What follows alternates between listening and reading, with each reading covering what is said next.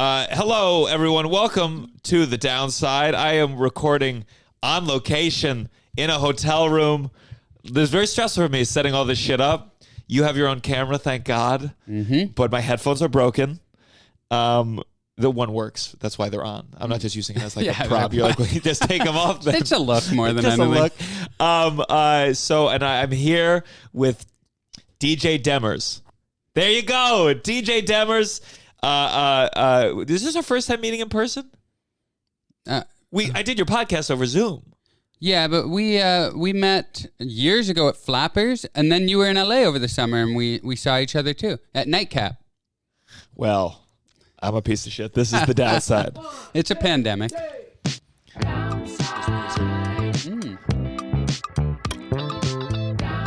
You're listening to The Downside. The Downside. It is true. There's some people you Soresi. see. There's some people you see, and you're like, oh, I haven't seen you for 3 years. Yeah. And it's a good excuse because I forget names a lot. Yeah. I'm a terrible name person. You got a name that's hard to forget.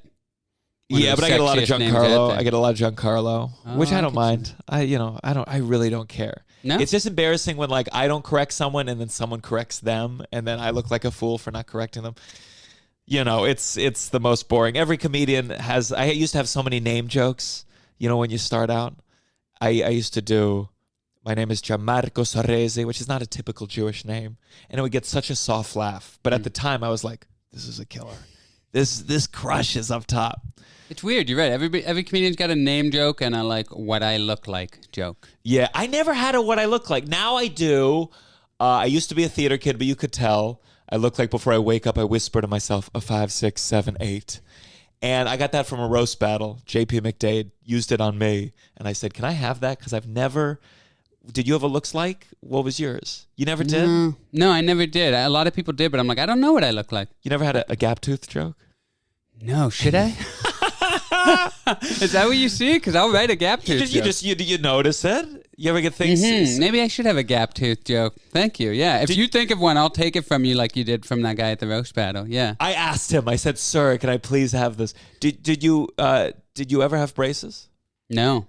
I asked for him when I was young, and the orthodontist was like, "Nah." And I was like, "Really? You're turning down my money?" No. Really? Your money's no good here. He said, "You love your gap." That's what he said. Embrace it. Embrace it. Nah, he didn't say that, but I felt like he was with his, you know what I mean? That's what he meant when he said. Don't brace it, embrace it. Ooh, that's like the worst orthodontist in the world who has made no sales. I was curious, like whether braces are as much a thing in Canada, which is where you grew up. Mm-hmm. Like maybe are braces as big? Like everyone, at least where I am, everyone goes through a phase in middle school where they have braces, and like the lame kids, they have them in high school. And then sometimes adults get them. So many people have Invisalign now, adults. I want to get it. Do you? I have said to myself that the moment I'm back on health insurance through SAG-AFTRA, I will get... I don't think it'll cover Invisalign, but it just means my life will be going better. Why are you off insurance from SAG-AFTRA? You have to make... at least $16,000 a year through SAG-AFTRA projects. I have not booked acting work in a long time. So there was a time I did these commercials and I was like tier 1 and amazing insurance. And then the next year you make a little less, you move to tier 2. Some of your doctors are not covered by tier 2. And then I was back to the worst doctors. Now you're really a stand-up comedian. True. I had a doctor and his PhD... You know, they have it all framed. His frame was like, if this was the size of the PhD, the frame was like this big. So the PhD kind of sat in one of the corners. And I was like, this is a terrible sign. This is not a doctor who pays attention to detail at all. Yeah. I'm not going to trust his prescription. No. So, and his writing on the prescription was like really clear and legible. You're like, you're not a doctor. I shouldn't be able to read this. So I had a doctor's appointment and, Bob Saget, we're going to release this in a couple weeks. So Bob Saget died a couple years ago, and it was very tragic. Did you know him? Did you say a couple years? I thought you said a couple years ago. I was like, how soon are you releasing this? That's the joke, DJ. But you said a couple weeks and then a couple years, didn't you? The timeline got me messed up. I was going to edit it in post. I was going to slip it in. Now I got. Well, how am I supposed to know the joke if we're doing work in post? I worked with Bob Saget once, yeah. And it was the same thing everybody has said. He was super nice. Just the nicest guy. Sure. Yeah. Did you ever work with him? No. But I did have someone message me immediately, like the body was still warm, and wrote, Bob Saget is dead. Call your agent. You should play him in a movie. And I thought, wow, that's the business we live in.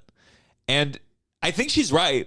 I had a couple people they waited a couple days, and some people said, maybe. But she did it the moment it came out. And I said, you should be an agent, because that's what you need an agent to be. Oh, yeah. Heartless. It's a business. We can't let emotions weigh in on that. I will say, though, that Bob Saget had such a, dirty blue sense of humor that I think he would appreciate something like that. Sure. He would appreciate it comedically, but she meant it in a very slimy way.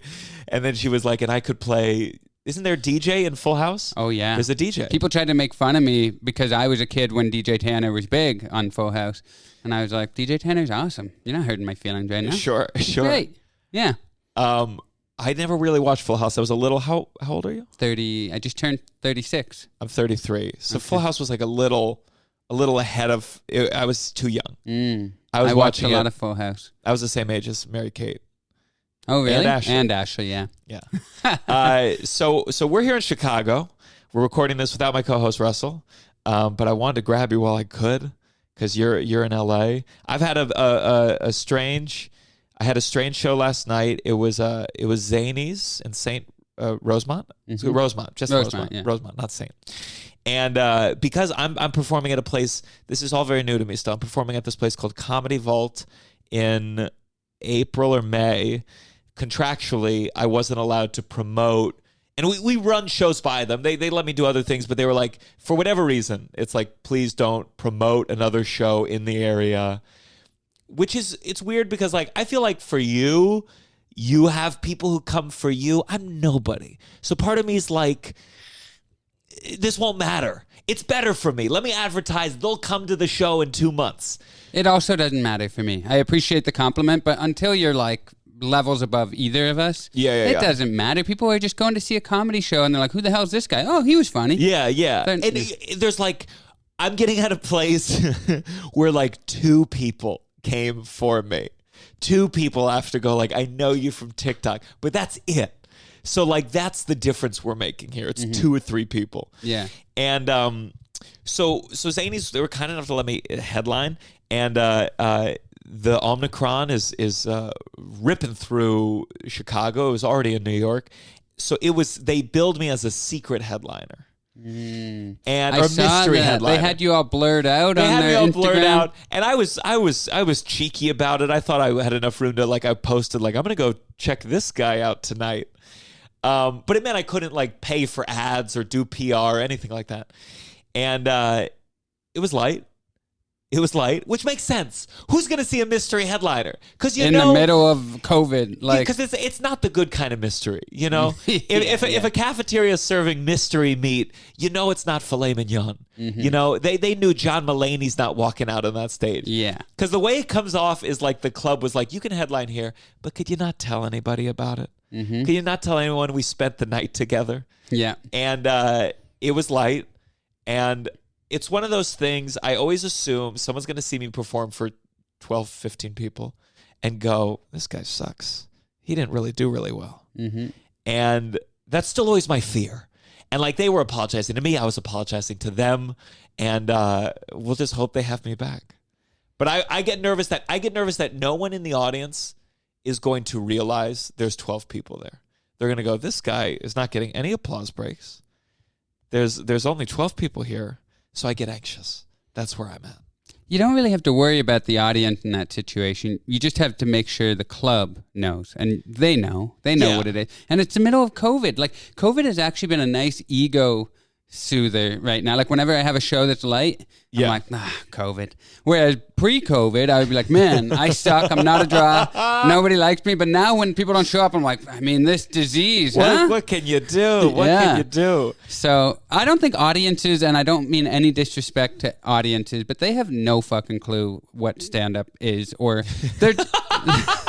No respect to audiences. You don't know what the fuck you bought tickets to. Well, they're just watching somebody up on stage, but they're not thinking about, all this mental calculus we're doing. Is the club going to hold this against me? Am I not promoting enough? All these sorts of things. They're just sitting in a chair and watching somebody on stage, not thinking about all these external factors that we're describing right now. Nor should they. I wonder though, when they go to a show and they go, why are there only 10 people here? Like, there is a certain degree where, like, sometimes you have to acknowledge that it's light in a way that's fun, not complain, but you have to let them know, like, just so you guys know, I'm not crazy. I know this is not great. Yeah. But it is a fine line to walk, because I've also done it before where you, like, bring it up too much and they're like, yeah, okay, they're like, dude, yeah, just we're tell us your here. joke. Yeah. We hired a babysitter. Yeah. Get over it. Yeah. Was it a fun show, even with 12 people? It was a fun show, but, like, you know, I did 45 minutes, and I've been doing hours and feeling good about it. But, like, I take for granted when people are laughing, when there's enough people for there to be, like, a rolling laugh, it gives your brain a little time to reset and be like, where do I want to go next? What do I want to do next? And so, and I hope this doesn't come off as me, like, bragging. I have plenty of material. I have hours of material I can go on. But, like, when the biggest laugh you're going to get is, you move so fast that I hit 30, and all of a sudden I had this moment of, like, fuck, what else? That moment of, like, oh, I've run out. And I know I haven't. Yeah. I know there's huge chasms that, like, once I realized, like, oh, talk about this subject, I'm like, oh, right. But I had one of those moments. It's brief, but a moment on stage where I was like, I don't think I have any more. I know that feeling. I just had it a couple nights ago, too. I had a show that was pretty light in California, and the show I was on, they had a clock at the back of the room showing you how much time you'd been on stage. So I've been running an hour because I'm filming a special in a month. So I have an exact hour that I'm working on right now. And I looked at the clock, and it was 25 minutes. I had 35 minutes to go, and it was like there was 50 people in a 500-seat venue. Oh. And I looked, same thing. It was there was 35 minutes to go, and I was like, I think I have 10 minutes left. Like, because I was powering through it, trying to keep that energy going. Yeah. Exact same feeling. It ended up working out. I had more than I thought, but yeah, that feeling where you're just like, and then the jokes that you love aren't doing as well as you like, so you're like, I'm not even excited about doing the jokes I have left.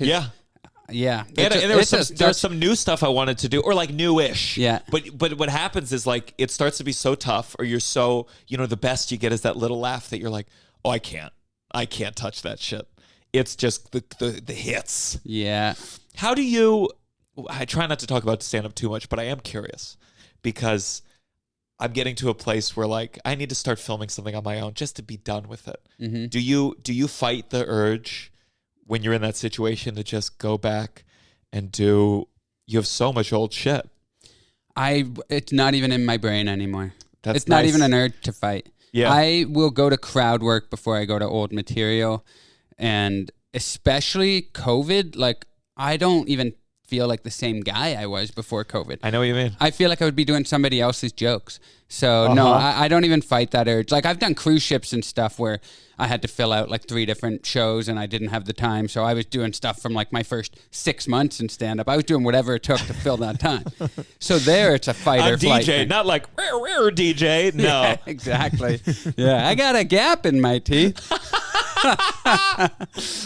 So yeah, I don't. I know what you're thinking. Is the boat gonna dock in here? I always think of that line. It was in the Nutty Professor, and Eddie Murphy, when he was the cool character in Nutty Professor, he's sitting in the audience, and Dave Chappelle was up on stage. Yeah, and then Eddie Murphy talks about his gap, and he's like, I don't know whether to smile back or kick a field goal. That's a good line. I don't. Something like that. I bet that's a good hack line. So maybe I'll just say that and hope nobody remembers Nutty Professor. But no, I don't feel that urge because I don't even like those jokes as much. I'd rather do a new shitty joke that I'm not confident in yet. That's where I got to get. I still think this is my struggle. This is my new struggle of, it's just like letting go of old things. There's like some urge of like, well, this needs to be, I need to put it down for, it's so good, or I spent so much time on it, I want to get it down. It's very hard for me to be like, let that go. There's no right or wrong. Your way might be right because you got great jokes. So sure. But I always whenever I do some of those old jokes, I leave and I go like, what did I do?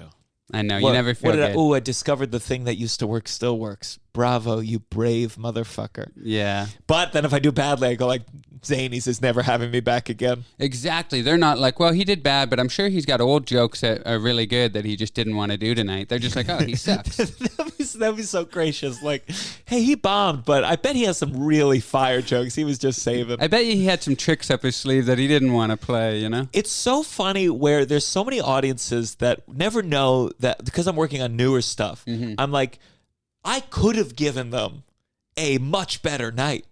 I could have really I could have made them laugh, and instead they paid money for what for me was way below what I could have done. And they'll never know. I know, but don't they feel the authenticity of you in that moment? You gotta believe. They feel the authenticity going, okay, what else? What else did I want to talk about? Okay. I just want to say, you said chasm earlier and then changed it to chasm, the correct pronunciation, which I really appreciate because every time I say the word chasm, I say chasm in my head first and then change it to chasm. So I go through that exact process. You just did it externally. I just did it externally. Yeah. Yeah, it's like if I was should be counting. chasm. It should be chasm. It should be chasm. English is fucked. Do you speak French? Nah, a little bit. But a little bit. Yeah. You? No, I took it. So I can say pomme, poisson. An apple fish. Have you ever done stand-up in French? Could you do it? No, I couldn't. I'm not nearly good enough to. I basically know apple and fish, like you just said. Sure. Yeah. No, I would suck. Well, I'm excited to have you on the downside. There's a lot to talk about. Of course, I would be remiss to bring up your hearing. I don't want to talk about it, Gianmarco. Sure. Do you ever get tired of it? Do you ever go like? I mean, because it's good. Because like it's a hook. You talked about it on America's Got Talent. I watched your JFL special. Oh, nice. And you had an interpreter on stage. That's the term, right? Interpreter. Yeah. And it added a whole. I've done a couple shows with interpreters, and it's always it's something to play with. It's fun. It's cool. Yeah. It is fun. It is cool. It's like. It's an amazing language. Did you know her before? So just for people listening, go. What is it called again? Interpreted, and it's on YouTube. Yeah. And you recorded it in Canada, but you had an interpreter on stage with you. Yeah. And in the screen there was a box with her there. Had you worked with her? Yeah, I had done a show 3 or 4 years prior where I wanted to have an interpreter on stage, so I found her. I forget how I found her. I think there was a listing of interpreters in the area. Now, you said you couldn't in the thing, but can you do sign language at all? No. I haven't learned any of it. About as well as I can speak French. I know a couple words. Okay. Yeah. Thank you, sorry. Thank you? This is thank you. Thank you, yeah. This is fuck you in Italian. Yes, very similar. Thank you, fuck you. Thank you, fuck you. So, and then she's a great friend now. Like after I did that show with her years ago, when I wanted to do this show and film it, I knew I had to have her because she loves comedy too. That's the thing with what you have interpreting. to have. Yeah, you have interpreters who aren't down for the jokes, and some think it's an affront to the language and their culture. Sure, which it can be. You can't not make fun of them. She did one. Was it fingering? There was something where it really was like her rubbing a clit in her hands, or blowjobs, or there was all the sexual stuff is pretty graphic in sign language. Yeah, and I could see someone being like, "Fuck you." Yeah, you're gonna make me do this. You're gonna make a fool out of me in front of everybody. I try to, and I've done a lot of shows for deaf people before, and with interpreters. So I like to believe that I'm doing it in a way that's inclusive and not. Because I do think it's a beautiful language, and I respect deaf people, and full deaf. I'm lowercase d deaf. They're capital D deaf. Is that the terminology? Yeah. Really? Yeah. So I'm hard of hearing or lowercase d deaf, and then people who can't hear at all are capital D deaf. So tell me, was this from birth? I got my hearing aids when I was 4, and I had a lot of ear infections when I was young, so might have been from birth, or it might have been over those first 4 years. So is the ear infections, it's not genetic, or it was having the ear infections that did damage as it was developing? Yeah, but I actually saw this audiologist came up to me after a show 4 or 5 months ago, and he told me, actually it was really funny because the show had a stand-up show, and then there was a room right beside it where the second the stand-up show ended, there was a jazz band playing like right in the room beside it. So as my show ended, I went over and I watched this jazz show. And I'm standing there, and then this older gentleman, a 75-year-old dude, comes up to me and he's like, I bet it's hard for you to appreciate jazz. And I was like, what? And he's like, oh, I was just at your show. I saw that you wear hearing aids. I'm like, that's a weird line to start with. I bet it's hard for you. I'm like, no, I think I'm appreciating it, but maybe I'm not. But he was a retired audiologist, and he said that a lot of kids used to get ear infections, and in like 90 or 91, they found some antibiotic or some vaccine or something that eliminated the germ or bacteria that caused most of the ear infections that a lot of kids had. So most kids now born after like 90 or 91 don't have like a lot of childhood ear infections. That's what he told me. Interesting. But I know a lot of people who had the same thing as me who had a lot of ear infections when they were kids. But did he mean that it's hard for you to enjoy jazz even with your hearing aids, or was he making a joke? Could be either or. But I mean, just I'm be probably not if you, appreciating hated it. Like I'm sure there's people with COVID who now have fucked up smell or taste, and I bet there's certain things that like they just won't be into. Dude, I got COVID in December, and I was so worried about losing my smell or taste because, like, I mean, I'm joking about it now, but I would be down to like 3 of 5 senses. Like, you know what I mean? Like, no way. I value all my other senses. Every day I would wake up and I was just smelling everything. I was picking stuff up, smelling it. Like in the beginning when we knew so little, that's how that was the at-home test. Was just like smelling. Okay, Yeah. I don't think I have COVID. Okay, good. Yeah. Thank God. But I do have terrible BO. I need to get that looked at. But no COVID. Yeah. That would be very sad. Oh yeah. Because you joke. What was it, Helen Keller? Your wife is who? Oh, when she goes to sleep, what did you say about together? You're Helen when Keller? she takes out her contacts, I take out my hearing aids. As a couple, we've gone. Yeah. Keller. Yeah. COVID, that would be brutal. That would be the joke if I was going back to old material. That would be the one that I would go back to. Oh, I'd find and then pull out a gun and blow my brains out on stage. Because it's the ones that kill that always come back, but they're the ones that you've done the most that you hate. The most too. Yeah. You know? So yeah, but so my mom actually has gone like a lot deafer in recent years, and she had full hearing. And then her left ear went on her when she was in her like 30s or early 40s maybe. And then in recent years, her right ear has gone on her. So, and then her dad had hearing aids his whole life. So it could be genetic, but my mom had hearing when she had me. So who knows? But my wife's pregnant right now. Yeah. And I'm like, is this baby going to have hearing problems? I have no idea. Did you ask the They said it's probably not genetic. Nobody seems to be too concerned about it. But like, it'll be fine. They're like, you can hear, right? Okay, so we're going to deal with something else. Yeah. Do some people get those ear infections and lose their hearing altogether, become deaf? Yeah, it happened. Do you feel a kinship with deaf people? Capital D?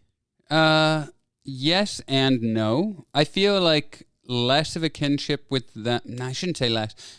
I grew up around all hearing people.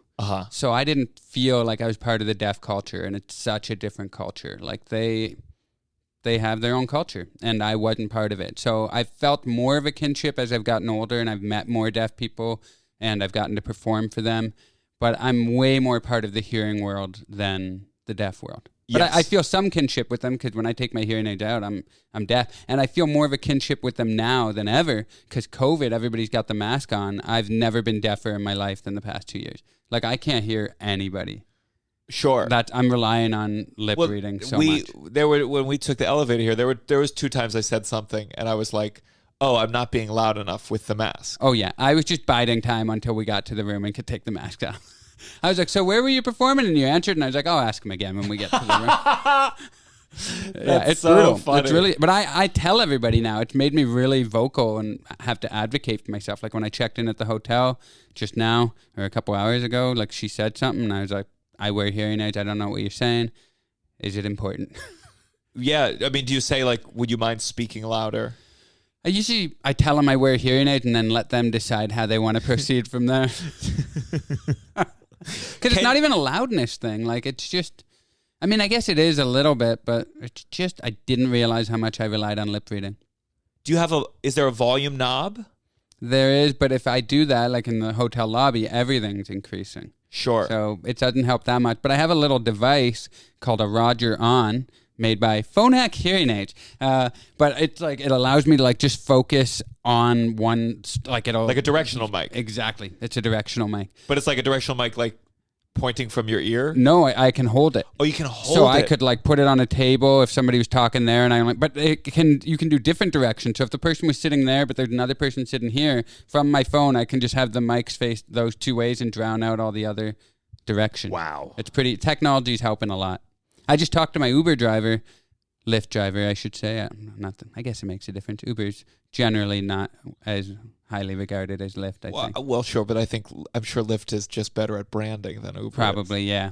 That pink logo, makes me feel good. Black, Uber, bad. Pink, hey. Inclusive, I think. Here on the podcast, the downside thinks black is beautiful, but that's you, DJ. Yeah, I don't know how to come back from that one. You took a lift, and I was using the mic the whole time I was talking to him, like my directional mic, because we were on the highway, and I was sitting in the back seat, and I had it on my leg like that, facing him. Heard it perfectly. If I had hearing, I would never talk to an Uber driver again. You like that conversation? You enjoy it? I haven't talked to a Lyft driver. Next time an Uber driver talks to me, I'll be like, sorry, I got to get my directional mic. It's a whole setup. It's going to take me 10 minutes just to avoid. You know what? Because I haven't been hearing well so lately, this guy had such a good voice and he projected so well that I was actually like appreciative that I was able to have a conversation with him. I haven't talked to a Lyft driver in a while. I got to be honest. I was like, that was nice. It felt good. The way you talk about it makes me feel like I'm an asshole. I go full asshole in Lyfts usually too. But they usually want it too. They don't want to talk. That's like they start talking to you, you open the window, take out your earrings and throw them out. That's how Sorry, little dude, I want to do this. Yeah. So in Canada, was it a big part of your childhood? Did people make fun of you for it? Did you not give a shit? Were you feeling anything about it? I didn't give a shit, but I was just talking about this with my wife a couple of days ago. I'm sure like I'm more positive and nice because that helped me not be bullied. Because I never was bullied, but I'm sure there was some sort of part of me that was like, hey, if I'm really nice to people, they're going to really feel bad about being an asshole to me. Yeah. I think. But I never really felt bullied or anything. No. You ever lean on it to get out of trouble? You're a good No, kid. I don't think so. I'm sure it got me out of trouble without me knowing. Yeah. But no, I didn't lean on it at all, really. No. And can you shower with these things? Say it again? Can you shower with them in? Or do you have to take them out? No, I take them out to shower. You do? Yeah. And is it overwhelming? What is it? Is it ever? I feel like I would be scared. To lose a sense would be scary. I rely on my sound. I have anxieties for things that are creaking in the night. And I think I would. Do you ever feel scared when you take them out, or if they run out of battery that you lost a way? I always have batteries with me. I'm always ready. But yeah, like if I've done shows in the middle of nowhere where like you're just at a motel where the door is outside, and when I take my hearing aids out in those places, I get worried. Sometimes I'll sleep with one hearing aid in if it's particularly sketchy. But I love being in hotels. Like right now we're on like the 14th floor. Yeah. This door's locked. I'm like, nobody's coming in. I sleep like a baby in hotels. Sleep well at home. My wife's there. I know if something happened, she'll protect me.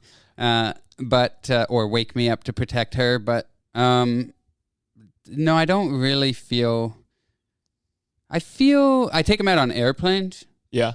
So I feel like there's advantages too. I take them out on an airplane. I sleep like a baby. It's just all I've known, man. I've had them since I was 4. So it's like you just kind of it is what it is, Sure. Yeah. But there are situations where, like one time I was kind of having like a one night stand with a girl and we'd smoked way too much weed, and this was this year. This was like you're married and she's pregnant. This was if I caught you suddenly and you're like, turn off the cameras, delete this, then you would be the one telling me to delete an episode.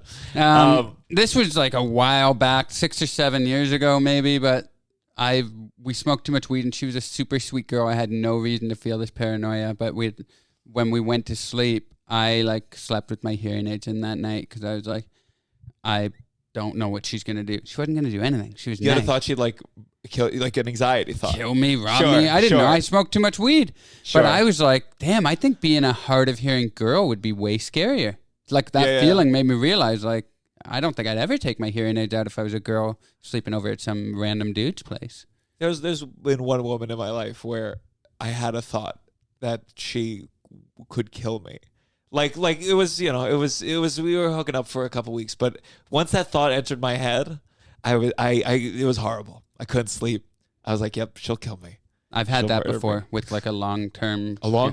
Yeah. This woman, I was in a car with her, and I was stoned. We went to an improv show just to watch, and she talked about her. So basically, her father had cheated on her mother and was now with this woman, and she was talking about like, if I ever see this woman, and I remember this, I'm gonna grab her jaw. And I'm going to rip it off like it's a grape. I'm going to twist it and twist it and twist it. And I'm in this cab, I'm stoned as fuck.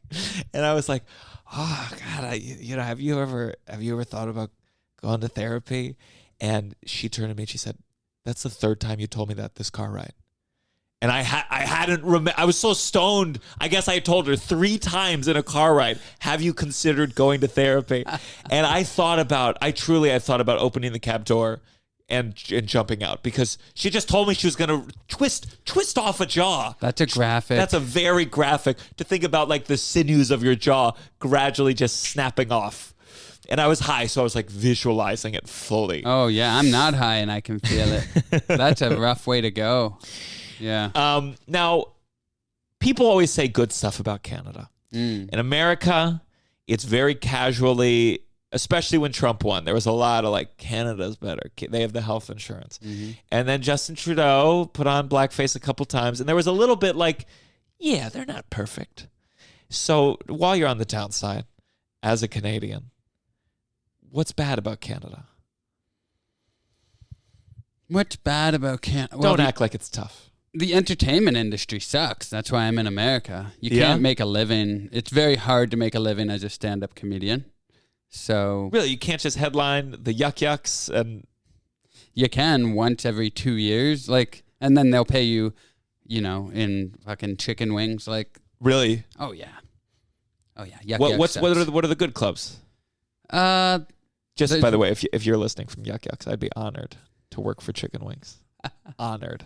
Mark Breslin, you want to hit him up? He's the owner of Yuck Yucks. Oh, God, we're naming names? Great. The Order of Canada they gave him. He's got like, he's in the Canadian Walk of Fame. Like, yeah, he's the Canadian Walk of Fame. That's exciting. The Canadian, something I had never known about until just now. Jim Carrey, Sure. Howie Mandel, Justin Bieber. No, you're right too. But it's easy to make fun of the Canadian Walk of Fame, but the Hollywood Walk of Fame sucks balls too. It's I disgusting. lived right beside it. It's terrible. There's human feces all over. You're like, ooh, there's fucking Humphrey Bogart with urine on his stuff. Like, it's all. Accolades in general are disgusting, but that's how you know we haven't gotten enough of them yet. Exactly, yeah. They're disgusting when other people get them. My girlfriend and I fight about this a lot. I say to her, I want to be the guy who doesn't even go to the Emmys. Mm-hmm. And first, this is all assuming that I ever have the success to be nominated. But I admire the people who go there, get wasted, don't give a shit. It's vile. It's all PR people just campaigning for their clients. Yeah. And on the way up, you got to embrace it. If my comedy album is nominated for anything, the best stand-up album, Pyongyang, North Korea Awards, I'm going to go there for that. But then I want to hit a level one day where I say, awards. I'm not going to the Grammys. Because I got a club I want to do. Yeah, that would be a pretty baller move. I'd love to do that too. Woody Allen used to do it. Did he? He didn't go to any award shows. You always want to use Woody Allen as your North Star. When he was a North Star, he never went to award shows, and then I think it was after September 11th, I believe, he went to the Oscars and gave a speech like, New York is still great. And it was a big deal because he never went. But I admired that one aspect of Woody Allen. That one aspect, yeah. Yeah, I mean, I saw a Pearl Jam documentary years ago, and I think it was their drummer or their guitarist was like looking through his basement for something, and then like in the back corner behind all these other boxes covered in cobwebs was a Grammy that they won in like the mid-90s. He's like, oh, that's where that is. Like, he didn't give a shit. Yeah. I like that too. I like awards because they make people think you're good, and then they want to come watch you, and then you get to have a more viable career. So I like them for that reason. But to actually put that much stock into what the award means, I don't want to ever have a personality that gives a shit about that. My comedy special, I got to fight this. Sometimes I say my comedy special, and I can't help but undermine it and go special. Yeah, you put it in quotes there. It was a special. Yeah. And it was great, too. Thank you. Thank you for watching it. It was nominated for 3 New York Emmy Awards, but one of them was for set design. And but I still tout that 3 everywhere I go. 3. I had nothing. The set design, I walked there and I said, let's move a plant here. Great. Hey, you got an eye for where the plant should go. Don't undermine that. My producers will get upset. They did help a little bit. They moved some stuff. But I wouldn't frame an award about it. We didn't win, so it doesn't matter. But so Canada, so not a lot of entertainment. Do you feel like you hit the peak of what a Canadian comic can do there? No, there's people who have done more. There's like 1 or 2 people who have successful sitcoms at a time. Yes. So you can be that person, and then you're lucky. You're that person who's been able to make a great career off it. But the odds are, like, here's the thing that sucks about the Canadian entertainment system is there's no like star system. Like, if you hit a certain level of fame in America, you can kind of coast on that. Like, I see. And you'll get some other recurring roles in TV or whatever. But like in Canada, you could have like the #1 show on TV for a few years, and then when that ends, they can't find anything else for you. They're like, well, hey, you had a good run. See you later. Whereas America, like, they're like, oh, well, you're not going anywhere ever. Yeah. Unless you have some big scandal. So Canada doesn't allow you to coast on any. Sure. Yeah. Sure. You know, which makes you work your ass off or it makes you quit. There's no middle ground. Are there some Canadian, like, do you think it could ever change? Do you think Canada could build a bigger system, or just as it's one of these things where America, for its many, many flaws, Australians are coming here, Canadians are coming here, people from London are coming here for the arts. It's like we really have this just behemoth for the arts. Yeah. And it's kind of funny because America is so not an arts first country. I mean, you know, there's not a lot of admiration from the government for the arts. It doesn't seem to be the priority. But nonetheless, if you want to like make it, you have to come here. I mean, would you say the majority of your TV was in American media, or do you think it was like a real 50-50? That I've been on or that I consumed? That you've consumed. Oh, yeah, mainly America. That's another thing with Canada is it's like, it's got this inferiority complex where because we're watching 90% American TV, so we don't even value our own Canadian TV. And even as a Canadian performer, until you've had success in America, we don't value you. Yeah. We need you to go off and do well and then say, you are pretty good because America says so. Sure. You know, come back, we'll shower some praise on you. But yeah, no, it's very American driven, the media. So when did you go to America? 2016 is when I like moved here. And was it easy transition? Was it easy to get citizenship here? How did you get it? I'm not a citizen. I'm a permanent resident, and that took you got to like had to work with a lawyer and put a whole package together, and I had to have like credits already that showed. Had you done America's Got Talent yet, or was it after that? I did America's Got Talent right when I was in the process of moving. So I had already gotten my visa approved, but I hadn't moved yet. And no offense, but that's kind of crazy to be on America's Got Talent before you're in America. They had people from all over, though. Like, yeah. Well, they need to at least admit at the beginning, they go, well, we ran out. No, I think what it is America considers itself the world. So America's Got Talent really is World's Got Talent. Like Britain's Got Talent, Canada's Got Talent, that's Britain's Got Talent, that's Canada's Got Talent. But America, that American exceptionalism allows for anybody to be on it because this is America. There's inclusivity when it comes to talent, but not anything else. Not escaping totalitarian regimes. Yeah, but I think even that, not everybody agrees with that. Like, I think a lot of people welcome people from, whatever country you want to name. You go back even to like the 60s or 70s, people escaping Khmer Rouge in Cambodia. I just watched an awesome documentary called The Donut King, and he came over from Cambodia and started like 100 donut chains, and really good documentary. That's nice. But there were people even then saying we shouldn't allow Cambodians there, but then there were also people who were giving these refugees, homes and sponsoring I wonder them. if you appreciate America more than me, or appreciate the good because you're newer here. I take things for granted. I just can't shit on it too much because they can kick me out at any moment. Do you feel any of that? Do you feel any of that? Not totally, but until I get my citizenship, I'll feel like green card. I feel like pretty secure. Before I had my green card, I was not saying anything. Green card, I'll say a little bit. Citizenship, then I will utilize my right. Fuck America. Yeah, this country's broken, man. DJ takes a shit on America. Yeah, no, I do see the problems with this country, but I mean, it's hard for me to shit on it because I made the choice to move here. So if I really thought it was a problem, then, the old go back to your country really applies. I should just go back to my country if I think it's that bad. But so you're going to raise a kid in LA. Your wife is an American citizen? No, she's from Canada too. Really? Yeah. Did you meet her in Canada? Yeah. So you both came here together? I came and then she came. We met right when I moved to America, so we did long distance for a couple years. Oh my God. Yeah. Was that tough?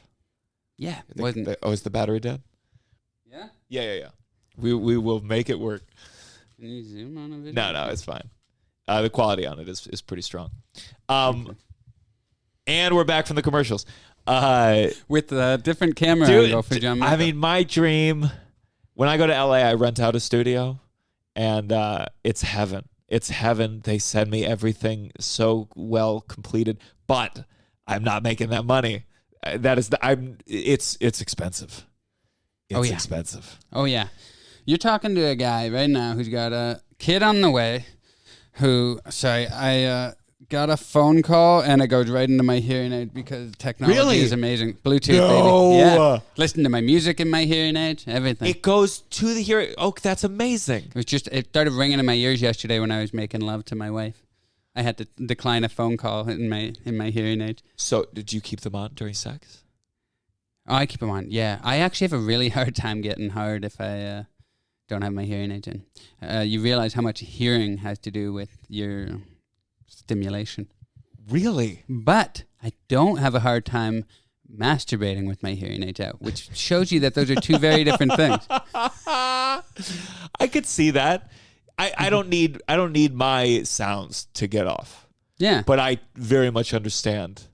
That's why it was so frustrating. It's like when you have roommates and you're watching porn without the sound. And so you just turn it up that one little thing. Mm-hmm. You just have always had it right into your ears. Yeah, but I'm saying with porn, I don't need sound on. I can masturbate. With porn. Yeah.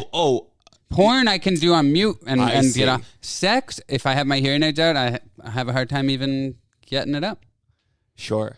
Baby, get my hearing aids. Let's make love. Exactly. That's the shit. I'm going to get a condom in my hearing aids. Condom, hearing when aids. I was single. No condom now, obviously. Sure, of course. That's why you're in the mess you're in right now. Yeah, the mess. That's how I'd like to describe it. But yeah, that's what I was going to say is you're talking to a guy who's got a baby on the way, paying LA rent and all that, whose special just got delayed because of COVID, and I'm relying on the income that will come from that special. I honestly have not been more stressed in my life than right now, which is good because life is still great. So it shows I've lived a pretty stress-free life. Yeah. But yeah, LA is crazy expensive, man.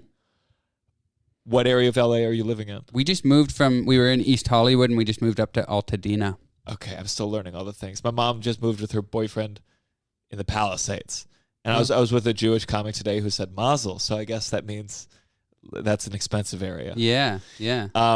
Well, that's obviously very scary. I mean, like, I was starting to make money touring, and then I started like being like, let's get PR, let's get ads, and now the money is now my overhead has increased a lot. But it is one of these things where I make money, but it's just for me. And so like when I get if I get $2,000, I'm doing a casino tomorrow, I'll get $2,000, and I'm like, ooh, great. I know. But if I had anyone else involved, that suddenly becomes like how do I get that again next weekend at the minimum? Exactly.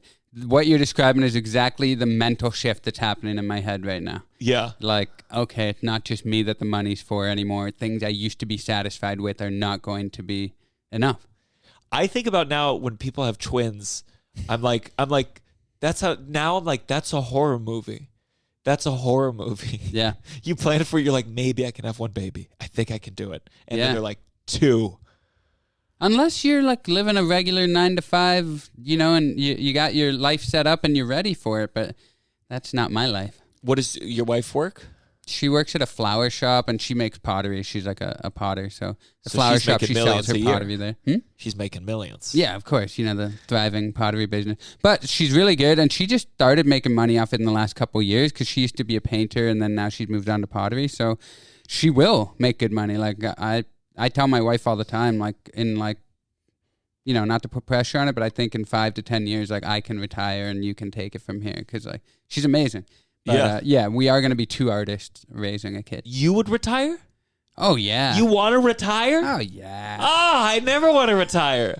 No, I don't actually want to retire either, but I would only do what I want to do. Like I wouldn't do a casino gig I don't want to do or whatever. I thought you were saying I want to do podcasts like this. I wouldn't do whatever this is. Yeah, that's very... Let me ask, because I'm touring. I have a girlfriend now. I'm touring. How often did she go with you on the road ever? Did you like the break? Did you feel like the break was nice? We're figuring that out. How often she comes? Because sometimes she comes and I'm like, look, like if she had come to this trip, it was not a peaceful trip. I was busy. I did this. I met with someone else earlier. I did like an interview for a date later. I'm trying to cram in the gym. It's not a fun thing. So part of me is like, don't come. Yeah. Because you're going to travel and you're going to feel like it's a vacation. And I'm getting used to, just because I'm somewhere else doesn't mean I'm on vacation. Yeah. I might go somewhere and not do any of the sites because it's a Thursday and I'm at work. Mm-hmm.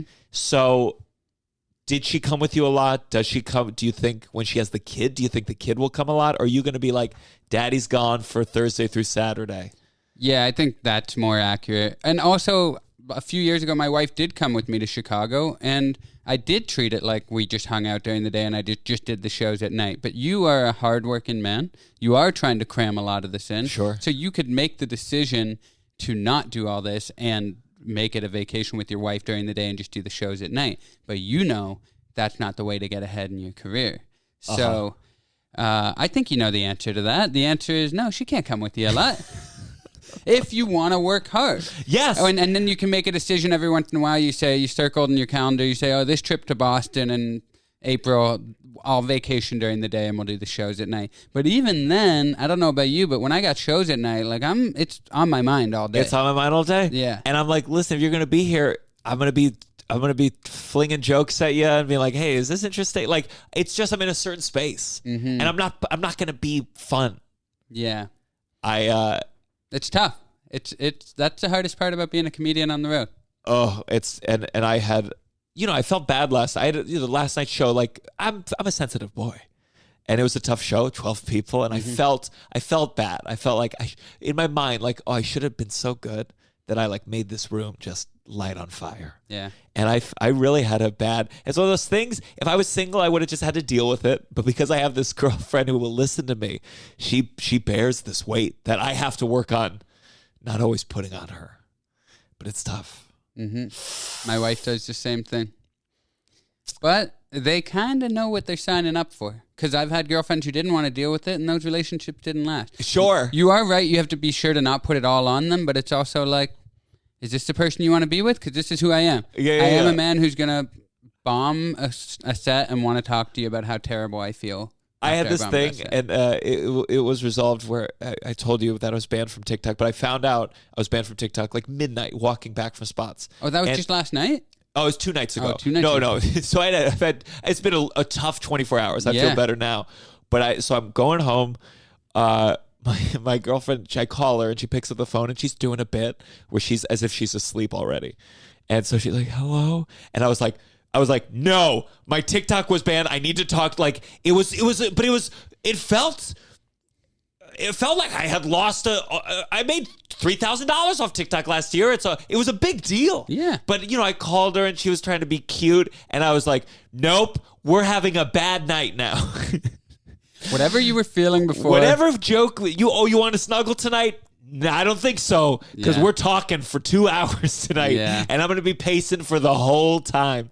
And I talked to a comedian friend of mine who was banned from TikTok, and I was talking about the stress of it, and because he understood it, and I told him, I said, luckily my girlfriend was there, and he's like, yeah, I'm single now because I can't inflict this on anybody. He was like, I'm single because I'm at a place in my life where I'm miserable, and I understood what he meant.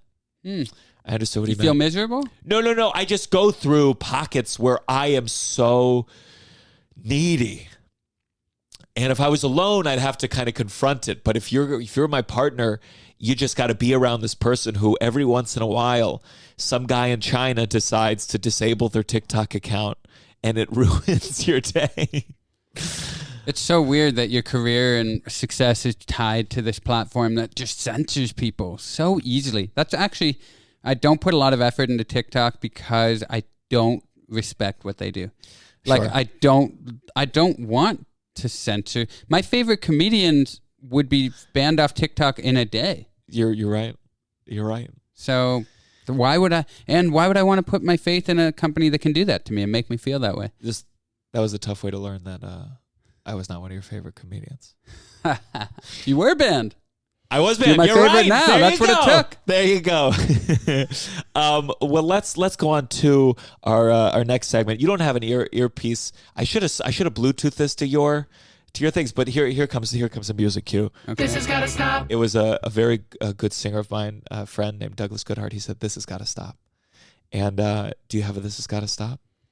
Yeah, I just noticed something right before you came. The news was on. I never watched the news, but it was on I take in the news, but I don't just watch like the local news station. Sure. So there was the news station here in Chicago had a story about how, Baby Shark, that YouTube video. Baby Shark, do. Yeah, it was actually my first time seeing it. I'd never seen it before, which makes me a minority big time because it just became the first YouTube video to ever hit 10 billion views. Wow. And then I was on the phone with my wife and I was like, hey, that Baby Shark video just became the first. I don't know why I'm holding this. We were Bluetoothing it, so I was hands free. But I was like, that Baby Shark video became the first video to hit 10 billion views. And then as we're talking, it cut to the news anchors laughing about that, whatever they were saying, because I had it on mute. And then cut to their next segment, and it was a local Chicago story, and it said a pregnant woman shot and killed at whatever street. And this has got to stop. We can't go from a positive, life-affirming, whimsical story to the worst news you've ever heard. Because I'm telling my wife, oh, Baby Shark. Oh, a pregnant woman. I'm talking to my pregnant wife. Oh, a pregnant woman was shot and killed. We should have said that. I'm just, talking about what I'm seeing. Hey, there's a painting on the wall. You've run out of things to say to your wife. You're just recounting what's on the TV for her. But listen, it's not my fault that they did that jump. What's got to stop is I think they should organize the news into good news and bad news. They should, because what it does also is it creates calluses on my heart. You know what I mean? Uh-huh. Where I wasn't even fully ready. I wasn't able to really take in the news that this pregnant woman was shot because Sure. I had to, it was a defense mechanism. I couldn't fully take it in because my pores were open from this soft little Baby Shark story. Yeah. So it needs to be like, that concludes the good news segment of the news, the first 15 minutes. Now you can either leave or buckle up because we're getting into the bad news. I think they just need to have better transitions like, well, here's one baby who will never be hearing Baby Shark, and... Here's one mother who will be happy she never has to hear Baby Shark. I hear what you're saying. I think it could also work in the reverse, where every time I hear good news, someone's like, oh, I just got a promotion at work. I'm like, yeah, but how many pregnant women died while you were getting that promotion? Yeah, I don't know how many friends you would have if that was your... I think people would be afraid to tell you good news. But then. that's the trouble with the news. I think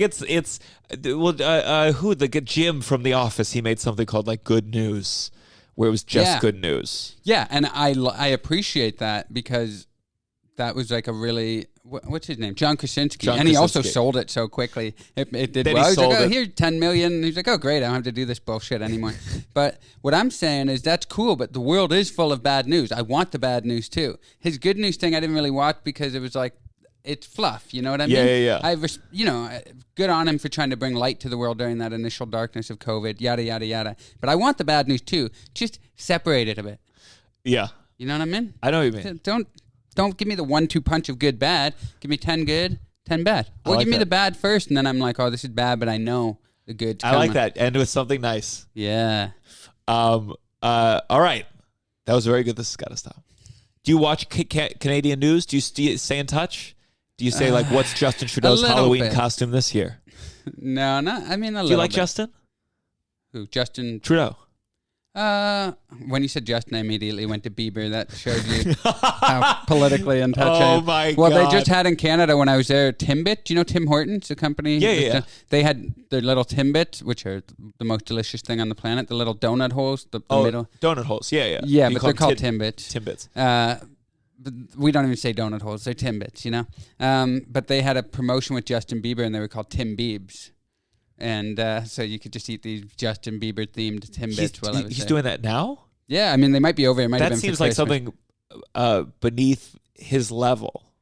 I mean, the thing about Canada is when people get big there, they're cool with doing, when they get big in America, they're cool with doing promotions in Canada because it feels like how you feel doing an open mic where you're like, oh, you're going to give me $5 million to throw my name on these Well, it's like when Timbits? Robert De Niro does a commercial in China. Exactly. And it's like, oh, Tin Biebs. Tim Biebs. Tim Biebs. Yeah, like Timbits, like Yeah, Tim yeah, Hortons, yeah. but Tim Biebs. Were yeah. they different in any way? Did they say his They had name, different or- colors. I didn't try them. I didn't eat them. Yeah. That Yeah. just seems like such a lame thing for Justin Bieber to do. That sounds like something I'd do. I would gladly. Yeah, I mean, I would too. They probably paid him a shitload. But to answer your question about Trudeau, yeah, he's fine. I don't like any politician, really. Good. That's the position we all should be at. Yeah. Then I want to do. This is new. This is my first to do it. Oh, okay. I don't know if I'm going to keep calling it this, but too late to apologize or sorry or apology. We'll figure it out. I'll figure out a fun music cue. You're I don't talking have to a one. Canadian. We specialize in apologies. You know, we say sorry. Is that all really the time. true? Is that like you feel like that's really part of the culture of Canada? I think. We're like a little passive aggressive, but we do apologize a lot. I think I've noticed it being down here because nobody apologizes. And something bad you did in your life you'd like to apologize for? Yeah, you know, I was thinking about this. You told me this would be a segment. I said, what would I like to apologize for? And, you know, I thought of something that's bugged me for years. I was in high school, and I was driving. We were on lunch break.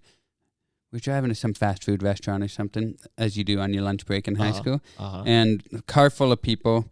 And I tilted my rearview window down because there was a girl in the middle named Stacy in the middle of the back seat, and she was shorter than like the two guys who were back there too. So I wanted to be able to read her lips because I can't hear people in the back seat well because the mic's on my hearing aids face forward. And so I tilted it down, and then while we were driving, she noticed it, and she was like, oh, why are you tilting it down like to look at me? And then I think this was the insecurity at that time of not wanting to like talk about my hearing aids or something. I went into like offensive mode, and I was like, oh, like I would want to look at your ugly face. But the thing is, Stacy was cute. Like she was, you know. Yeah. I mean, Stacy's mom really had it going on. But, Shut the fuck up. Very good. Very good. but she was really cute. So I didn't even think that would like upset her. Maybe I didn't think it through to her. But anyway, the next time I looked back after saying that, she was crying, but like trying to hide it. And wow. How old? we were probably like 16. And she probably, I mean, we were all insecure teenagers. Maybe she didn't like how her face looked, or maybe it was just mean, and who knows. But Well, I can understand how you felt defensive. There's nothing worse than if you're legitimately trying to do something and someone's like, are you like, oh, you're being gross or creepy? And yeah. it's I I'm like, understand. can it be both? I'm deaf and creepy, okay? Don't try to box me in. But I felt bad about that. And, you know, it was a lesson for me as a person with hearing aids and also as a comedian. Because when I started, I wasn't a comedian at that time, but as a comedian too, you like, for me especially, well, not especially, but you see it with a lot of comedians, an audience member says something, you go into attack mode right away. And it's like, sometimes they weren't even trying to be rude or anything, and you are the one who turned it into a thing. So I apologize to Stacy for that, and I hope that I'm sure she doesn't remember it, but for me, it's like even thinking back on it today, I'm like, that's a good lesson. That no need to go into attack mode. That's a good one. Mm-hmm. Now I feel like this segment has legs. Yeah, or ears. Final segment. You better There's a guy singing. Your Same friend. It's very beautiful. I'll send it to you sometime. awesome. This is You Better Count Your Blessing. This has been a very nice episode. It hasn't been too negative, but negative enough. Negative enough. I try to not be too negative, so I knew that your whole thing with the downside is being slightly negative. I was like, I wonder if I'm going to be able to go as negative as No, you did plenty good. We talked about a pregnant woman getting shot, so I think we did. But I felt bad about it, Gianmarco. I know.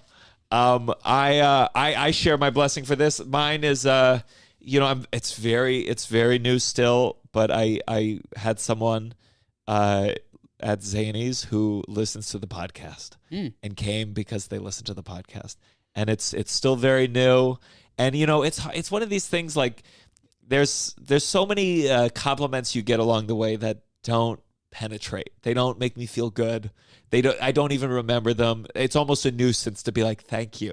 Mm-hmm. But like, there's certain things that are still like people who enjoy the podcast, which is a new thing, which I do into a void, which is so much fucking work. Yeah. It's still in that special place where if someone's like, I love the podcast, you're like, oh, you listen to the podcast? Yeah. It means more than someone, the worst is you do an old joke and someone goes like, oh, that one joke. And you're like, yeah, I fucking know. Yeah. You're the one from 5 years ago that I shouldn't have even told. Yeah. I'm glad you liked it. I don't respect your opinion at all. So, to the 3 podcast listeners, please keep coming to shows and telling me you like the podcast. That's great. That's my blessing. Do you have a blessing for us, DJ? Yeah, but before I say that, I will say the podcast compliment's really good too because you're really revealing a lot about yourself. Stand up, it's like you in your most refined form. Podcast, you're like, oh, I think they might like me. I remember so much, especially that when I was single, and I was not a sleep with a lot of audience members kind of guy. I'm just shy, and there's a lot of reasons I don't. But sometimes someone out of my league, like clearly out of my league, would be attracted to me after the show or want to hang out, and I would be like, just so you're aware, what you saw is like the best I have. Those were that was like 15 years of thoughts, edited, fine-tuned. Like, I'm not going to be this funny. You're going to hear me and it's not going to be that.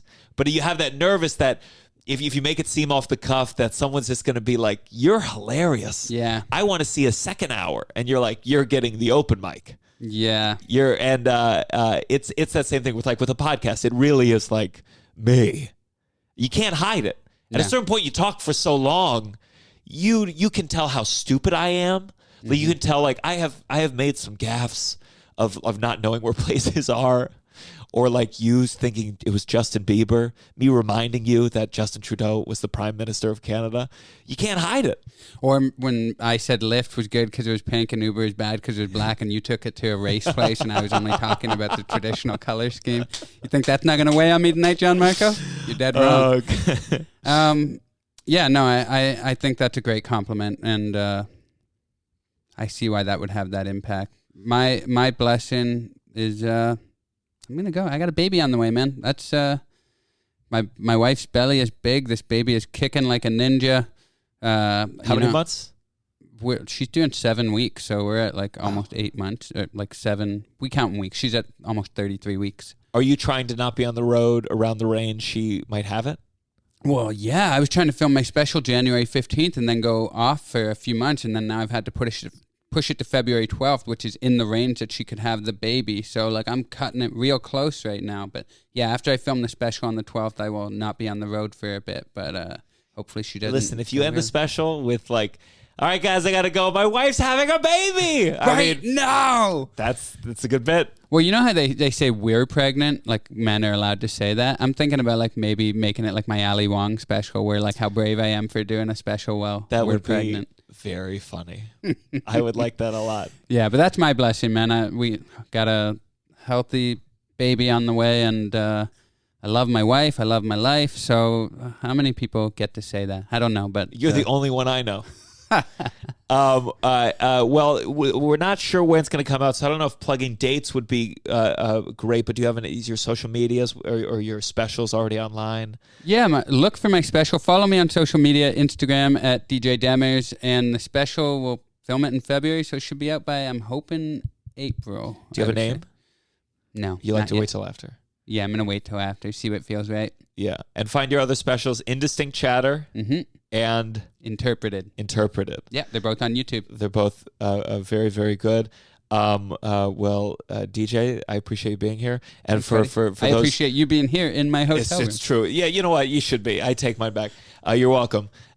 This camera, if you watch the video of this at home, it is a multimedia piece. It is a like a moment. It's like a mixed media. It's a mixed media piece. Right. Yeah. Different angles, different cameras, different frame speeds.